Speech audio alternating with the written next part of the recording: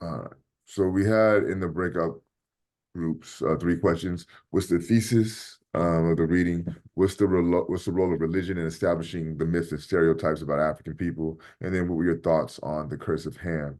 Who would like to share what was discussed in their breakout groups?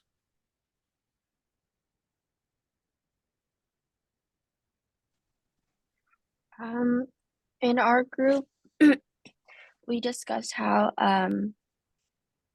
European scholars are those who had a great influence on people back then, how they wrote about Africans and how they depicted them to be like monsters and barbarians, and that engraved like an idea of like stereotypes basically. Call out. Thank you.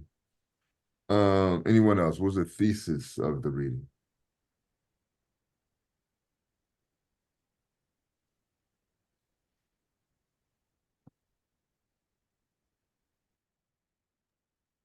Can you hear me? Yeah, I hear you. Mm-hmm. Yeah, so it's kind of like a question and then a statement is, why would these people think that they're better than the Africans, or what made them think that they were superior?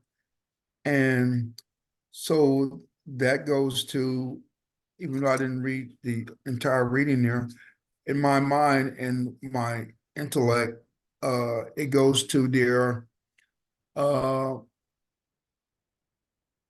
modern thinking of they have a house uh, versus a tent or hut, or they had these weapons, the Europeans versus a spear or whatever. So it's easy to see that or think in the European mind that, oh, we're more advanced, so we're more smarter. And so right off the top, when that happens, people or the European people automatically thought they was better. And so they then the African culture, even though there was no proof of it because they had lack of knowledge. What they saw in their mind was they thought that they was more sophisticated, and so they did not understand, the European didn't understand that, why, or the question came up, why can't these people just be different, this culture, and be just as successful? However, they did not come with that. They came with destroy, even though it was not said at the beginning, but that was their intent, to conquer. So that is and this probably goes back to the Viking era, where, something earlier, where the Europeans had weaponized, had the modern weapon, gunpowder and steel ball, of the guns, or sophisticated steel better, and therefore they was basically conquerors. They wasn't really, you know, in my mind, that's the thesis of their whole thing there, was to conquer. And so what about question 2? What's the role of religion in establishing of the myths and stereotypes, the negative myths and stereotypes about African people? I think the role of religion in establishing such the negative stereotype was that they were just using their religion as an excuse to like be like um what's it called? Like be harsh to the African people. Like they if anyone, I'm pretty sure if anyone were to confront them, they would just be like, oh no, but in and like the religion, it says I can do this. So like, and that like, and there's like in the Book of Ham, right, which we're gonna get into later. Um, it says how like freaking like the um some of the people have like darker skin and like big lips, and how like they have this stuff, right? So I'm pretty sure they use the religion to just be to do what they want with the African people. Thank you. Anyone else? What's the role of religion? Go ahead, Jay. I want to elaborate a little bit more on what Anthony said. And yeah, they were using religions to manipulate and justify the wrong things they did. For example, there was something in the reading that they said that it was better for a Black person to belong into a Christian society than in like living in Africa. So yeah, they were kind of like saying, trying to manipulate them, make them believe that it was a privilege to serve them instead of living in a African savage Africa. I think that was the term they use. Good call out. Thank you, Dulce. Jay, you had your hand up too? Yeah, I was gonna say that I think that it's also that they used it as more of like an excuse to kind of justify the fact of their like kind of like saying that the Bible is condemning it like it's the right way to do. Like so like right here at the line where it says the image of Africans as inferior was reinforced further by arguments of several Christian missionaries, ministers, and others who explained that an African was better off a slave in a Christian society than free in African savagery. So it's almost like they were seeing it as like if they weren't, it's better to keep them captivated and held as if they're like a beast or an animal and needs to be like, you know, put into one box rather than just, you know, let them be free and roam around that sort of way. So they used it also, then it goes further to say that like the Bible condemns it, that like slavery is like the right way, like in some twisted way that they were saying that. So, but yeah. Yeah, that's very, and you point out the quote that Dulce was also pointing us to as well. So thank you for that. So what do y'all think about the curse of Ham? What are your thoughts on the curse of Ham?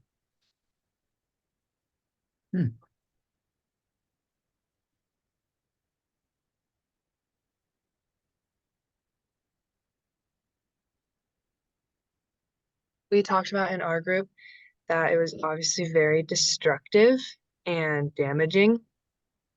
But it was also for the people trying to propel that narrative forward. It was very easy for them because it was using something that was really credible to people and that people looked up to. It was authority to them.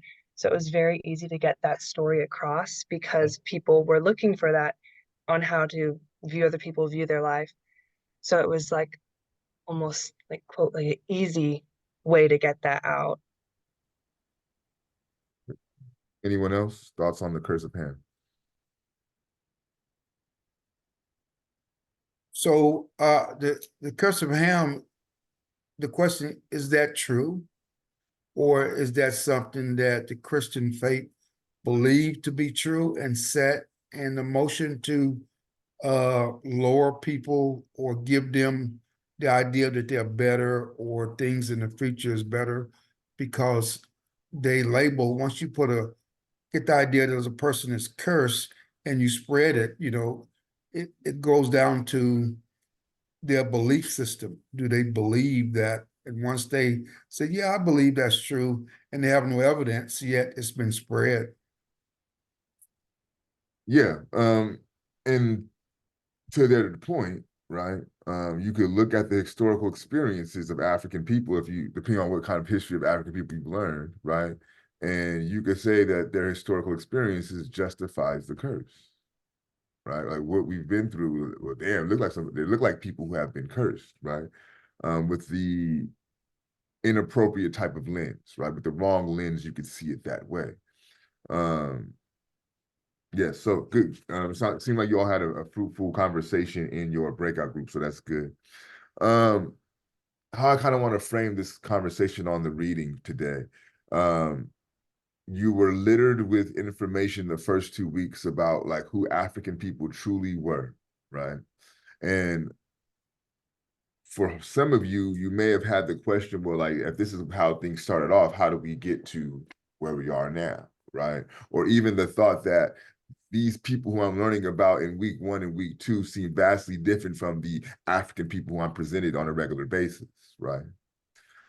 So for me, this is a way to begin to start to answer those quandaries if you had those questions, right? And I forgot who said it, but you're absolutely correct, right? The role of scholars, the role of educators in beginning to shape the way that African people are viewed and perceived is very important. This kind of goes back to what I believe Don was saying also in the sense of the credibility of the Bible, right? it's the same credibility that scholars have. If you look at who scholars are, especially in these times, right, they're going to be the ones who are going to set the modern thought of that time. So what a scholar says in that moment, what a scholar writes about in that moment becomes the truth, right? So this is how we get to this understanding of these very myopic and very damaging understandings of African people that are not rooted in the truth of who African people are. It says race in general and myths and stereotypes surrounding physical features and skin color in particular have been so pervasive in basic Black and white relations and accounts of those interactions that in spite of a stream of scientific evidence to the contrary, the concept of Black inferiority continues to thrive in many minds. So based off of this passage right there, they're telling you that there is no scientific evidence that supports any of these things, right? There's no foundational evidence that science supports that says that the inferior of African people are inherent or the so-called superiority of Europeans is inherent, right? So that right there, we have to operate through these core understandings. Now, there is what's called pseudoscience, right? Fake science. Things like where scientists came up and said like, oh, based off of the measure of someone's skull will determine their intelligence, right? These are our fake science, though. There's no actual real hard science that supports this, right? In fact, those pseudoscience were set in place just to authorize and give credibility to the type of thinking that these myths and stereotypes support. So this lets you know off jump, there's no scientific evidence to support this. But, you know, on page 2, it says, perhaps the best approach to an understanding of this problem should begin with an examination of some of the earlier characterizations, of Africans in history in order to see how the roots of racial prejudice become interwoven into Western culture, which internationalized the concept of Black inferiority and colonized Africa's history. And we don't even have to really get too abstract about it, right? Like, pick up a dictionary, and if you were go to look up Black right now, how would that be talked about, right? Like the color Black, right, is talked about in a very negative connotation. Go to the dictionary and look up white, see how that's described, right? So again, not even to get too abstract about it, but to give you real hardcore, concrete evidence of how this has been ingrained into Western society. For example, one lie that's permissible. What's a lie that's okay? Not so bad lie. It's called a what kind of lie? Which one? What's A white lie. a white lie, right? White lie is not that bad. Okay. What kind of cat is bad luck?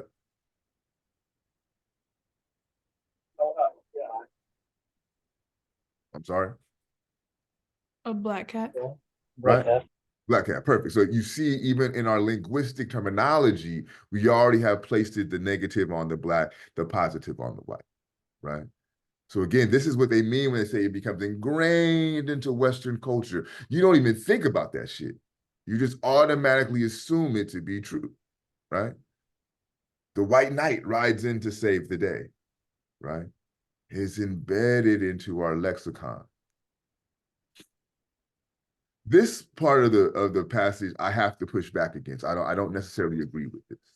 On page 3, it says that the Ethiopians were blameless, as Homer describes them, need not have signified equality, but could indeed have been intended to describe their remoteness from civilization, the farthermost men, and imply that they were thus ignorant of and not responsible for the complex problems of the civilized Greek world. Now, to me, when you hear blameless, that just means without blame. I don't, so to me, I don't see how he takes with what Homer says, in which Homer does says, I believe in the Odyssey, that Ethiopians, and at the time when you refer to Ethiopians, that's a term for all African people at that time, right? Ethiopians were blameless.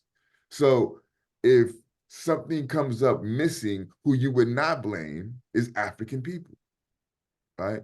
To me, this is what blameless means. So I don't, I get in the space of what his argument is, right? His argument is like how these Europeans viewed African people early on. But what I'm saying though, he's not wrong. This is how Europeans viewed African people early on.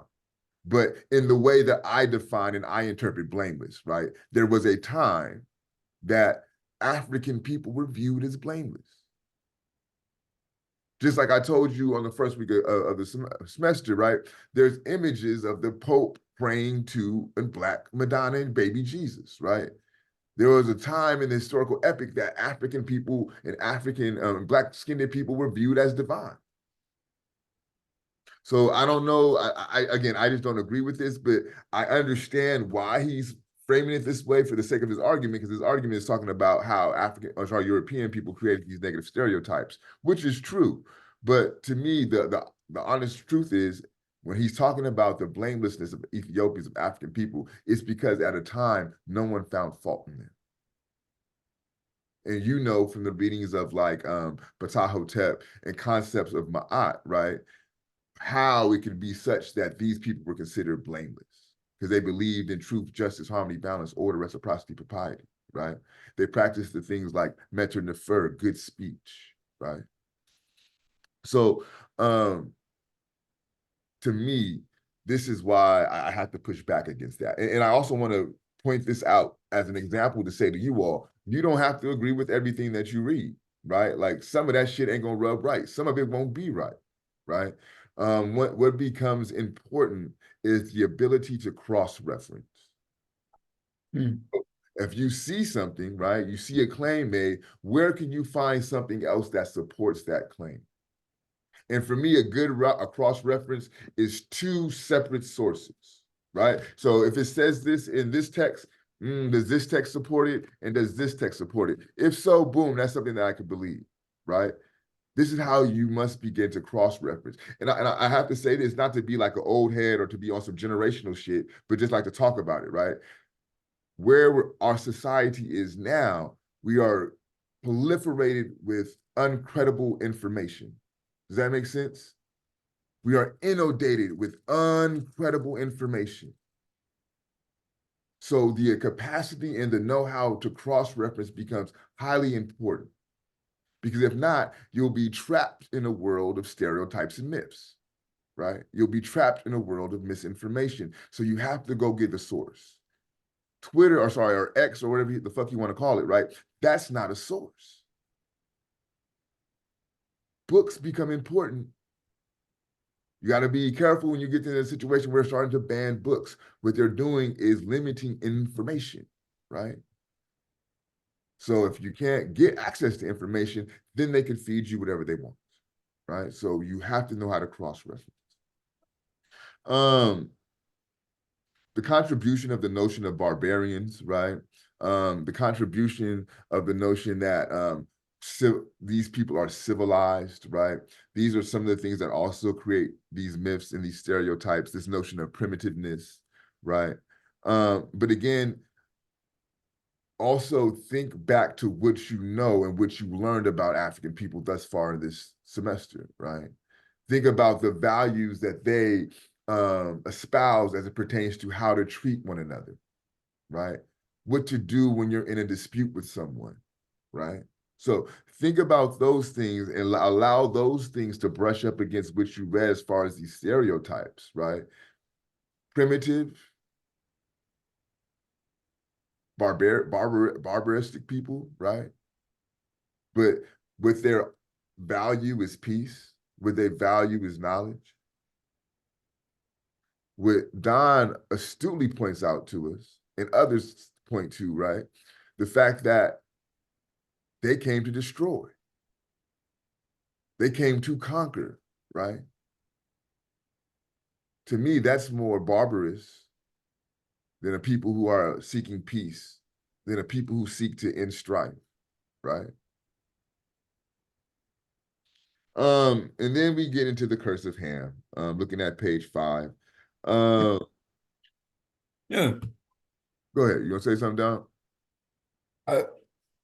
Well, in Western civilization and around the world, the people or the I guess let me say the push to spread the Bible in this English language had become, according to just about everybody that made a book, there's more Bibles printed than any other language or any kind of literature in the world, for a specificity about mankind and how it originated and where it came from. And so this has become the blueprint of brainwashing, the blueprint of no evidence, but yet believe this, and then go on about your way and live this here out. And like you said, people don't question because they already they don't think to have to look to see is this truth or not. And so because and that become a way of living, a way of what you call standard stereotyping. Mhm. It become the standard or the structure of how to think, how to say the African culture. These people built pyramids and kingdoms, and yet these European came and say, oh, they're barbaric. Oh, they're primitive. And so at the same time, when they did that and they seen these kingdoms and this pyramids, etc., they were simultaneously saying these things and destroying what they had. So there wouldn't be any evidence that there was these people were intelligent, that they were just as they just was different than what they were in their location on the earth. However, power became dominant, and the power was the weapon, and they learned how to destroy it. So that became the dominant thing of the world about the Bible and about the printing and about the brainwashing. And here we are, fast forward to Western civilization based on that book alone. Yeah. And I think that also kind of speaks to I'll say that for another day. But just kind of shift to the curse of Ham. So the curse of Ham may not, like you said, there's no evidence of that. No, Yeah, it's written. it's complete bullshit, right? Like, no, Yes. there's no other way to put that, right? It's complete utter bullshit. No. But you know, it's interesting because not only does the world believe these things to be true, even African people themselves internalize these things to be true. For example, there's a religious sect that call themselves the Hebrew Israelites, which are typically Black folks, right? And if you go to like Lamert Park, you may be able to see them down there. I don't know if they still hang out there, but they believe that they are the original Jewish people. And I'm not saying that the original Jewish people were not African people. That's not what I'm saying. But part of this belief system is the fact that they believe in the curse of Ham, right? Yes. To try to make this be a little bit more relevant to you all. Anybody Kendrick Lamar fans in here, or anybody listen to Kendrick? Okay, so if you're a Kendrick fan, think of the album Damn with me. Yeah. About the interludes in the album Dan of his cousin Carl. Mm. I want you to understand, cousin, that we come from a cursed people. This is what his Kendrick's cousin is saying to him, right? And one thing about Kendrick, if you like listen to his albums closely, he kind of tells you what he's going through from a spiritual space, right? So, for example, Good Kid, Mad City, the background theme to that is Kendrick being saved, right? If you pay attention close to the interludes, it's about him getting saved and getting, baptized into Christ. To Pimp a Butterfly is about his travels to Africa, if you're listening carefully. Damn is about his journeys into the Hebrew Israelites through his cousin Carl. So I bring this up to say that there are even African people, Black folks, who internalize these things and consider them a curse. This notion of Black skin being cursed, this notion of broad noses and big lips being cursed, right? So let me further complicate that for you, if I will. So they may not understand it as a curse, but they understand it as something that is not socially acceptable as it pertains to a beauty standard.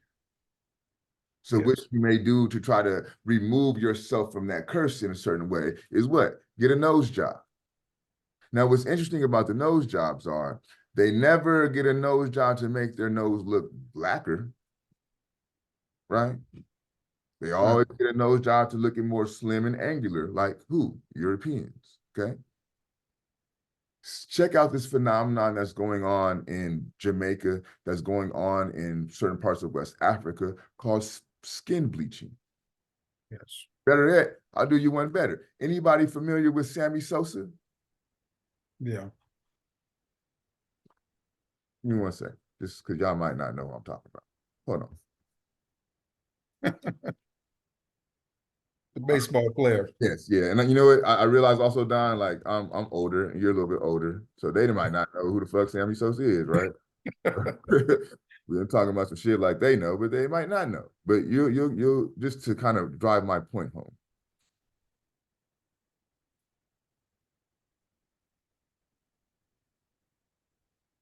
You see what I'm saying? So this is what Sammy Sosa used to look like. This is what Sammy Sosa looks like now, some kind of weird ass vampire looking character, right? Mhm. Not just Sammy Sosa.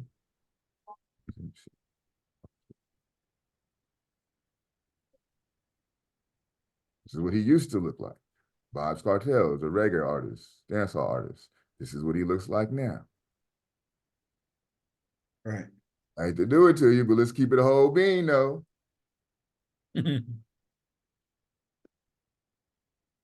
Beyonce. Let's get a more recent picture. She looks very, especially this picture, like, can't tell me that's not a white woman. I'm sorry. Like, They let's showed they hold showed Beyonce yesterday at the Super Bowl, and then that's when I realized your point you made the other day about it. I was like, damn, she looks white. She's on. really pale. Yes. Mhm. I'm just saying, right? So you guys understand my point. And what I'm saying is I bring this up to say it may not as be so literal as a curse, right? But what is understood that to have black skin does not allow you some type of social uplift. Which is why for me, these celebrities, when they get their money, they begin to move and contort and literally butcher themselves to look white.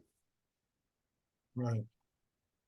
It's attached to social uplift in a society that honors white, right? So again, maybe it doesn't play out in the physical exact sense of a curse, but do believe it has been internalized in a way that people are trying to remove themselves from their blackness. Yes. This is, I think, is very important. And I think this, above all things, provides the justification, right? And this is on page 7, towards the bottom of the page. One is reminded of the note of irony expressed by the French philosopher Montesquieu in 1748. It is impossible for us to suppose these creatures to be men, because allowing them to be men, a suspicion would follow that we ourselves are not Christians. At least this philosopher seems to have detected the dehumanization of Africans by European Christians. So again, let me read back what Montesquieu says, because that's important, right? It is impossible for us to suppose these creatures to be men, because allowing them to be men, a suspicion would follow that we ourselves are not Christian, right? So I can't call myself a Christian and enslave someone, a person, a human being, right? I can't call myself a Christian and tear human beings' families apart, brutalize, rape, maim, right? I can't be considered a Christian and do that. That's a contradiction. Because what the Bible does say is you're supposed to treat human beings a certain way, right? So what we'll do to fix this contradiction is we'll start the process of having it understood that these people aren't human. We'll write it in the laws. 3/5 of a human being. That's what your vote counts for, right? This is what you are. You're considered this. You now become property. That way, we can maintain our Christianity and we can maintain this economic system that is affording this country its ground. Does that make sense? Because I think one thing that's really not touched on too much about these stereotypes is the role of economics in this shit. Right. They don't just make up these stereotypes just to make up stereotypes. That's not, nah. Money makes everything move in this one, right? So the role economics plays in the establishing of these stereotypes as well. But let's not gloss over the point. This is why, right? We do these things so it creates the justification, as someone pointed out after the breakout groups, right? It justifies their behavior. Right. But to justify my behavior, we cannot consider you human being. Right. So all the other things after that ensue. Does this make sense? Okay, I'll go a couple more because I do want to leave time for breakout group. Sorry, for fishbowl. I think this is interesting too. The role of the Arabs and providing African people history. But I want to get into this notion about Egypt real quick. I'm on page 14, the first paragraph at page 14. Egypt's place in history is indisputable, and there remains various kinds of documents to confirm a rich ancient civilization that had a great impact on Asia and Europe. Moreover, Egypt is geographically a part of Africa, part of the African continent, and the blood of indigenous Africans have always been there. Yet some scholars and others observe, even today, exclude Egypt from African history and include it part of the Middle East. The question that logically emerges from this are, who are the Egyptians and what was their relationship between them and other Africans? So it's another form of justification, right? So, and I think within the 2 weeks, we've kind of talked about the magnificence of ancient Kemet, right? Looking at things like the pyramids, looking at the Kemetic mystery schools, right? Talking about the likes of Imhotep, right? So you see the magnificence of this ancient Kemetic civilization. It's hard to say that these people aren't human, that these people are uncivilized, that nothing great came from them, when it's unarguable, right, that Kemet is the cradle of civilization. Even the Greco-Roman era attributes their works and their greatness to Kemet. The Western philosophers, right, the Western fathers of philosophy, Plato, Socrates, all of these individuals went to Kemet to learn, right? So we can't have this kind of information get out, and we can't have this information be true and say that these people are inhuman and they haven't created civilization. So what we'll do is we'll move Egypt out of Africa and say it's part of the Middle East. We'll draw a line in Africa and we'll say, well, this is sub-Saharan Africa, right? This is part of Africa that's remote, it's uncivilized. But Northern Africa, you know, they got a little bit of civilization there because they have the Arabic influence, right? How do you take a landmass out of its continent? That's like saying, like, yo, we gonna take California and say that that's not part of the, like, what the fuck? Like, no, it's part of the United States. So how you do that, right? But this is the length that they're willing to go to justify and maintain their bullshit, right? Literally removing a country out of its continent. So what I want to do is to leave some time for fishbowl. Again, you could talk about what was discussed in the lecture. You could talk about what's discussed in your breakout groups. You could literally read your journal. All of that is on the table. We'll have 3 people to go. I'll call on anyone if we have no volunteers. So does anyone want to volunteer? Anthony? Anyone else? I can volunteer. Kate, thank you, Kate. One more? Christopher? Gotcha. All right, so we'll go in that order. Anthony, Kate, and Christopher. Anthony, you want to set us off? Yeah, I'm just gonna start off. So like we were saying about the pyramids, right? Like how the scholars are like, oh, Africans didn't build this because Africans can't build this, right? That's what they thought about it. It's every time I see people like conspiracies about like the pyramids, right? Like, oh, no one like these aren't built by like aliens or some dumb something dumb like that, right?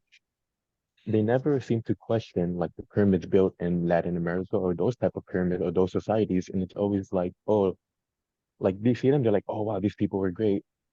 And then they go to Africa and they see the Egypt, they see the pyramids of like Gaza and everything. They're like, oh, like there's no way they built this pyramid, or there's no way they had like society. Because also the pyramids in Latin America had like other things among them, and they were pretty much advanced for their time, but they never seem to be like, oh, aliens built these. No, it's always the people. But you go to Africa and you see the pyramids, they're like, oh, there's no way. Like, how can they possibly build this? There's no way, right? And I think that's like enrooted that's affected negatively like African people and the culture and everything like that. Thank you, Anthony. Kate?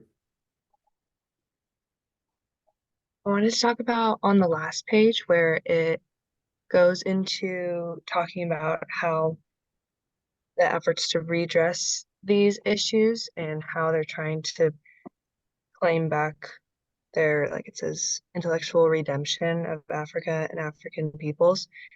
And a line in there says, sees them as subjects instead of, or trying to see them as subjects instead of objects. And that kind of reminds me of issues that we have today with minorities or people who don't have the equal rights, that they seem to be commonly talked about as objects, which gives them less of a human look and more of an object look. And so I thought it was interesting that it's gone so far back and they're still trying to kind of reframe how they're seen instead of to be like dehumanized as an object. They're trying to be seen as something that can be studied like a subject. I thought that was interesting. Um, Also within that dehumanizing are these terms that are really inappropriate and inaccurate. And they make them the inaccuracy of them make them inappropriate, right? And I know you weren't here for the first few days of class case, so you may have missed this. But terms like minority, right? Those are one of those terms that are inappropriate because they're inaccurate. So let's think about who the so-called minority groups are, right? Black folks, indigenous folks, Asian descended folks, right? Arabic descended folks, right? Asian Pacific Islanders. So again, we got like about 5 different subgroups. I'm probably missing some. One group is considered the majority. So how is it that one group is more than the 5 different subgroups? And it's clinically, like not clinically proven, but what's it called? Census data says that by 2045, America itself will be a predominantly people of color society. It will no longer be a predominantly white society, right? So even from a census data standpoint, in about 20 years, this term minority in the way that we think about it and use it is inaccurate, right? So some terms that you could use instead of minority is like minoritized, right? They've been placed into the position of a minority, which isn't, even that is inaccurate, but you could say minoritized, right? Marginalized people, racialized people. These are terms that are more accurate to describe the communities that you're speaking of, you're thinking about. Another term that we can't use within this class is referring to Black or African people as slaves, right? They were placed into the condition of enslavement. They are not slaves, like they were people who were kidnapped and placed in this position. It's not a rule, but I suggest that we try to stay away from the term people of color because I think the more accurate term for that would be people of culture, right? So those are just some of the linguistic terminology guidelines that we have within this space to kind of keep it, keep things where they're at, right? Like let's call things what they are, right? So minority is inaccurate, people of color inaccurate, and the term slave to refer to African people is inaccurate. Cool. Okay, thank you. You're welcome. Christopher? Oh yeah, so I'm actually like talking about I'm actually find it very surprising for the stereotypes and discrimination. It's like very like from years ago, far out, and it's I don't know, it's like surprising how it is today and how it was back then. How they're just seen as, oh, they were They're just seeing like less powerful as like the good thing on right. And nowadays, it's now they're weird because they're not someone walks this and people are and but that's not necessarily what this You were kind of breaking up, Chris. It's cool. What I think I got from you, I know you're but what I think I gathered from you is kind of comparing how these stereotypes were employed back then to what's going on now. It's kind of what I heard from what I was able to hear from you. And I think that's a great way to transition into kind of what I would like to kind of close the class out with.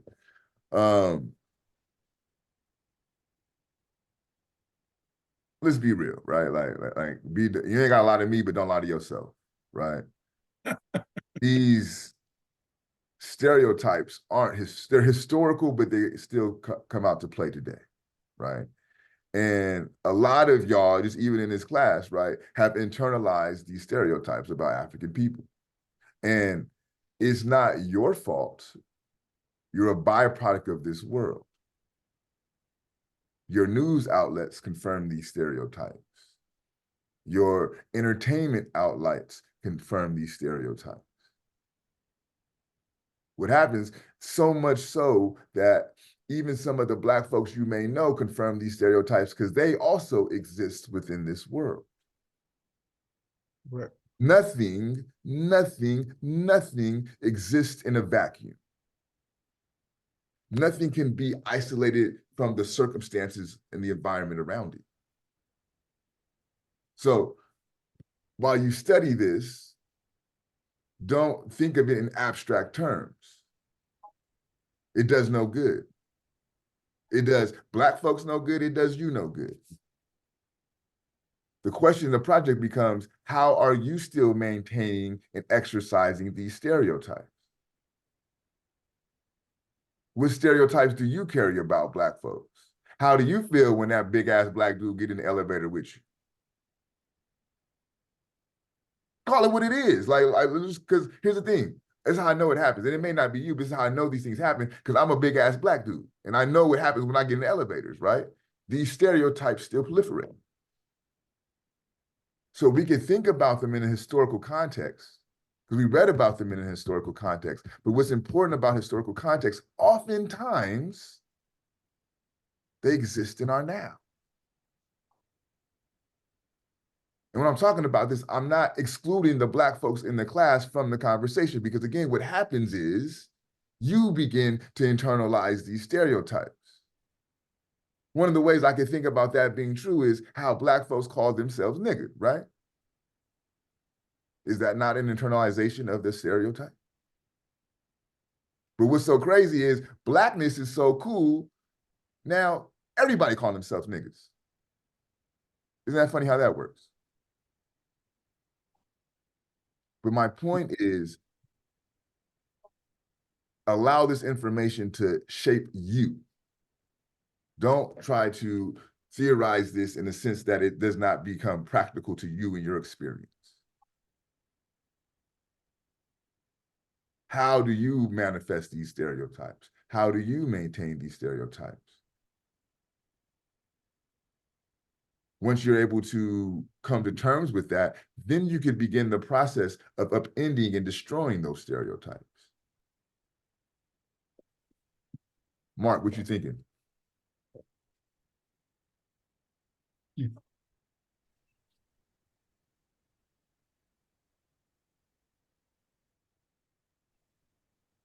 I kind of can you guys hear me? Yep. Yeah. I can kind of I agree. I mean, not kind of, but I agree that our environment is kind of like affecting us, and it's like we unconsciously are playing like into the role of like what our environment is like telling us, like even from things like our entertainment or like social media. I think like all of that is like part of like the distraction from like what we are supposed to be kind of like focusing on. Okay. Jocelyn.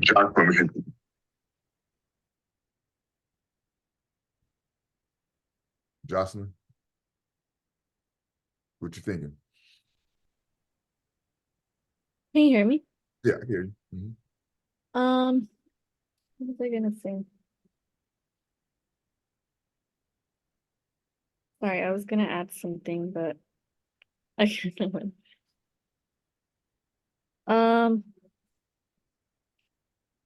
Yeah, so I want to say, we are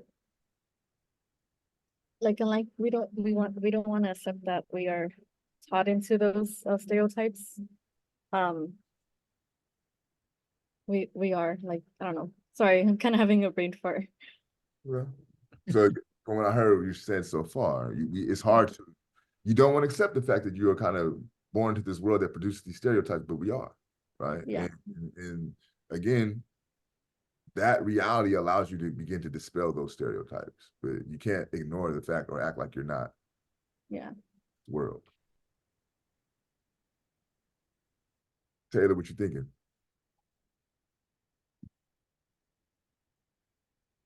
Can you hear me?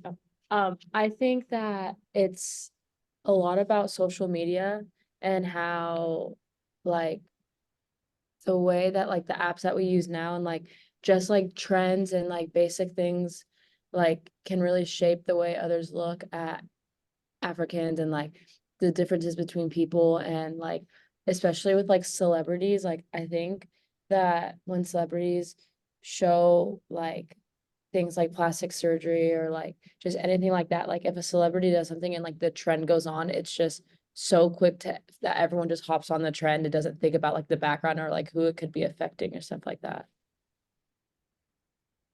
All right, so for Wednesday's class, the reading is broken into two parts, but read both of those parts for Wednesday's class. It's for one chapter. This is kind of for me, you hear about how the role that, so just kind of think through this, the way that the role that stereotypes and myths played in the destruction of African people. Now you're gonna get into the role of like history, war, environment kind of plays in the destruction of African people. Is a really, really good text. It's not too long. You should be all right. You should be able to get through that before Wednesday. Are there any last minute questions?